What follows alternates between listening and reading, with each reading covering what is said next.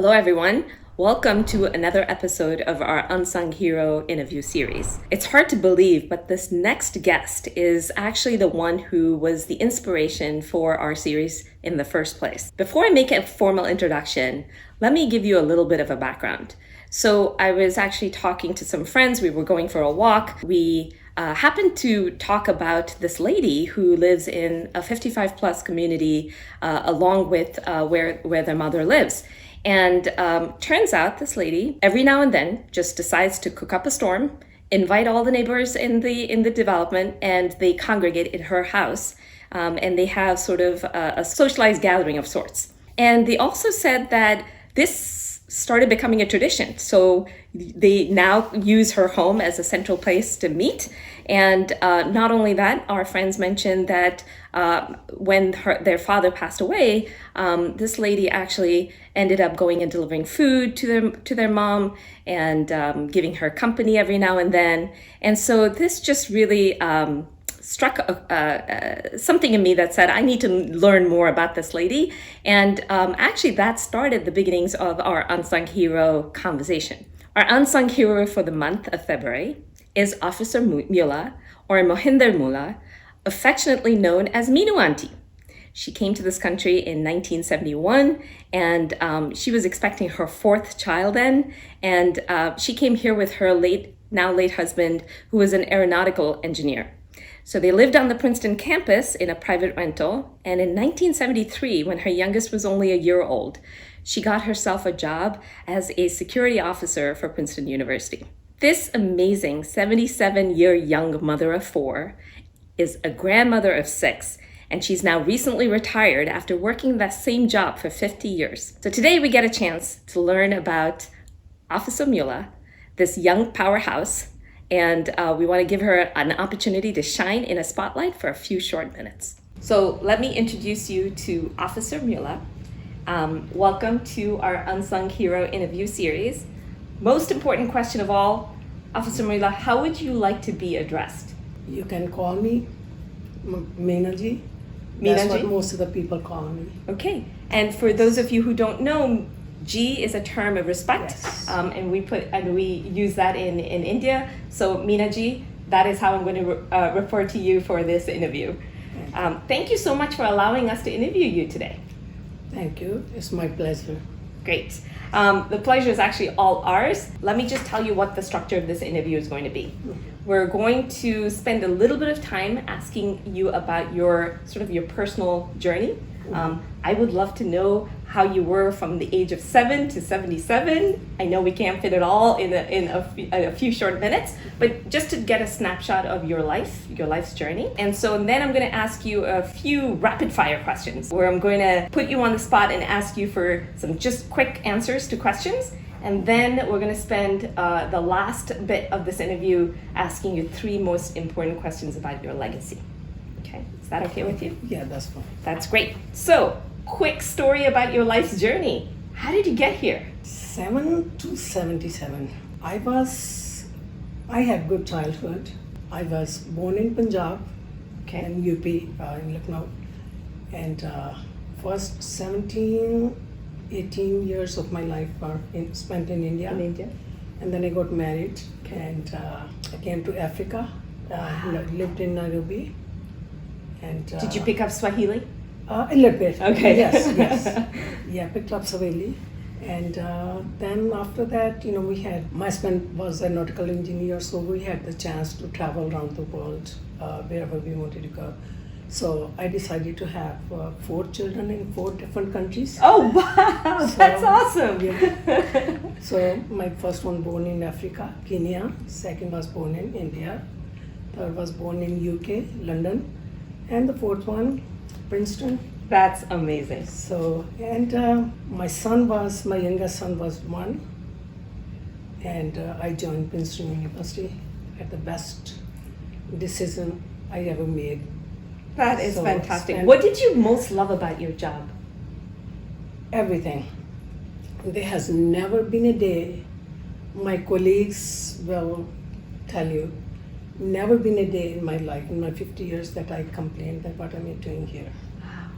Love the people, love the campus, my job, gave me not only the paycheck, bread and butter, gave me scenery, great people. For my growth, my reading, I'm an avid reader, and I met most beautiful people on campus. I even had a cup of coffee with President Carter. Oh my goodness, that's fantastic. We met with Dalai Lama, Meryl Streep, and all those. Princess Grace. This was in President Carter came in 80s. Princess Grace was in late 70s or 80s. It was in McCarter Theatre.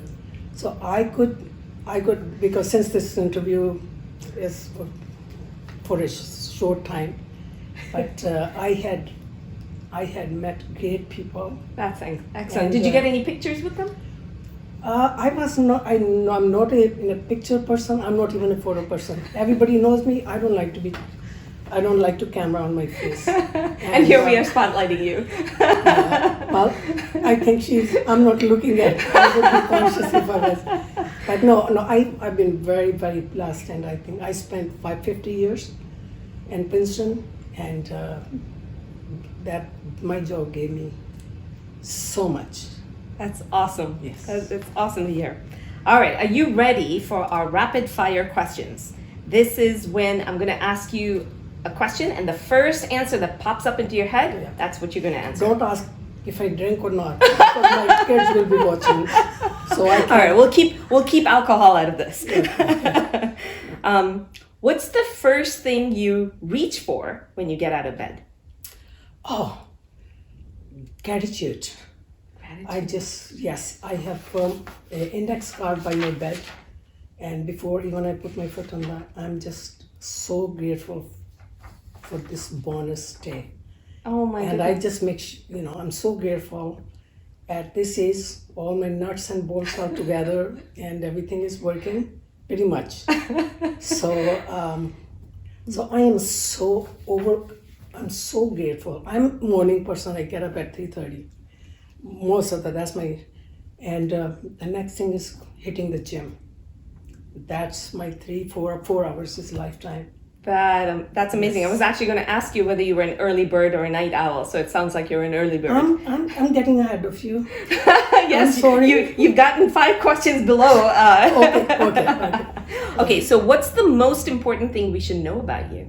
I am student of life, and I'm still learning.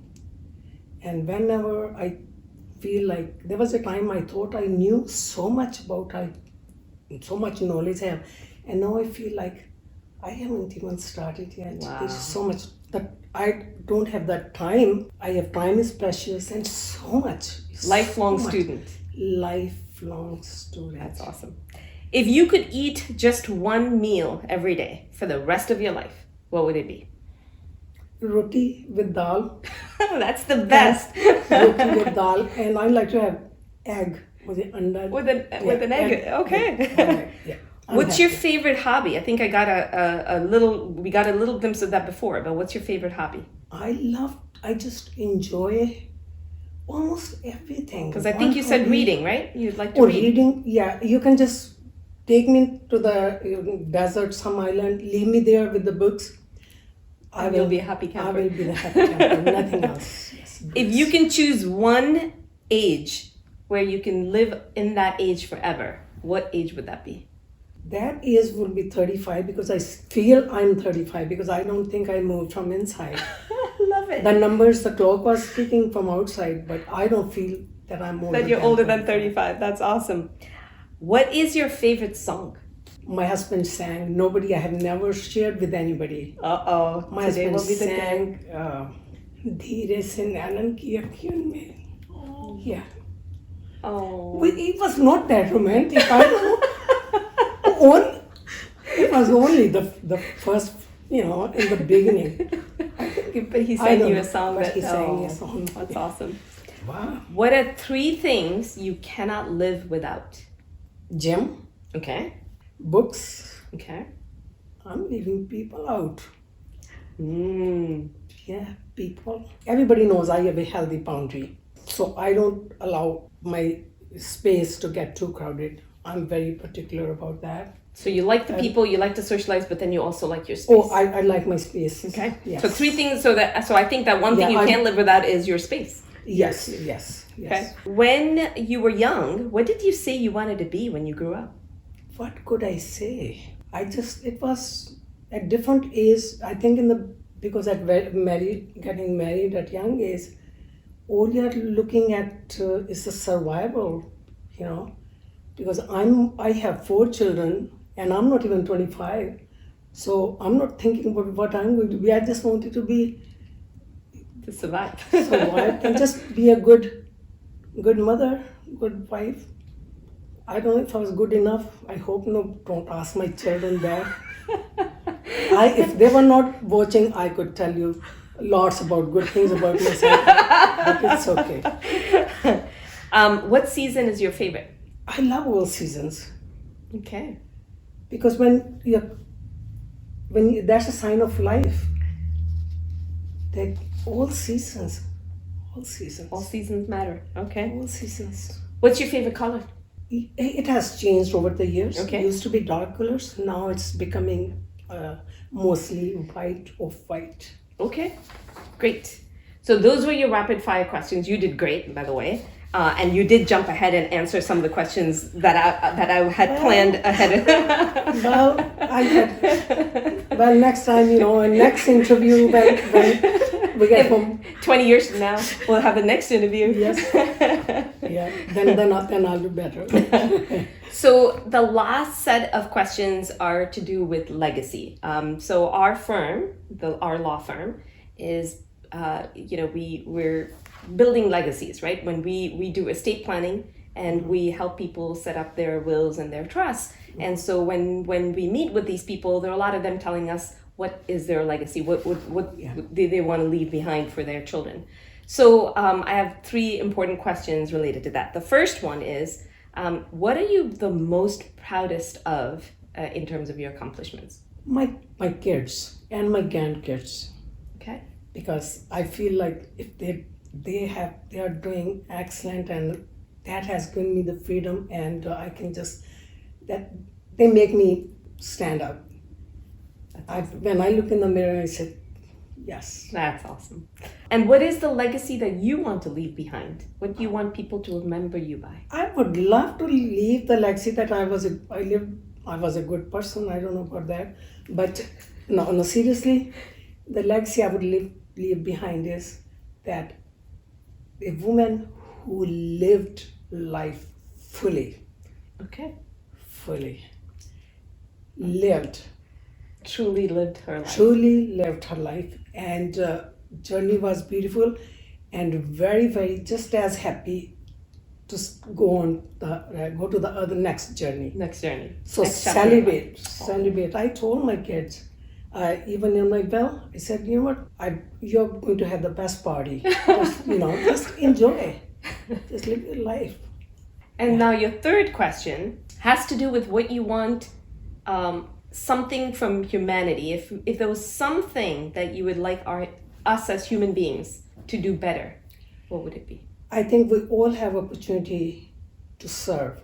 It doesn't have to be food or money or any, I think, when somebody cross your path, my intention is that they should feel better than before. Wow. That would be, not that I do it all the time. I push lots of people's buttons because they'll be watching and they will say, you lie. So I have to tell the truth. I do like pulling. But that's a beautiful thing that you just said. Yeah. We all kind of try to leave a place better than it is before. But I think the fact that when you touch people's lives, to leave them feeling better than how they were just a minute ago, that's a beautiful, beautiful thing. Yeah. One thing I always tell my friends that the ones I am very close to, that loyalty. I don't know if it's going to be recorded or not, but just because before I forget, there's not one single person in the world that I can say I don't want to see this person, or will never forgive, or I have any resentment, this and that. I mean, life has been such a blessing, and I'm not saying because I'm on the, anybody who knows me, they know that. I have two daughters-in-law, great relationship I have with them. They are beautiful. My grandchildren, they are just, I could tell you story after story. I'm like full of life. Full of life and full of energy when you're with them. That's great. So that is just beautiful. You're such a beautiful human being. Yeah. It was such a pleasure and an honor interviewing you today. Thank you so much, Meena ji. Thank you.